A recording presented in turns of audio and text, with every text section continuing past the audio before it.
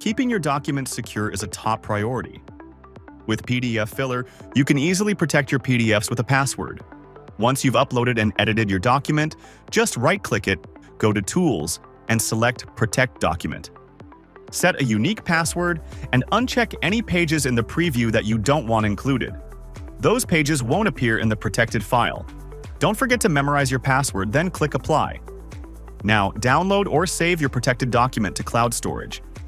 Anyone who needs to view or edit the PDF must enter the password. Want to add an extra layer of protection for documents stored in your account? Move them to the password-protected, confidential folder so only you have access. Here's how to set it up.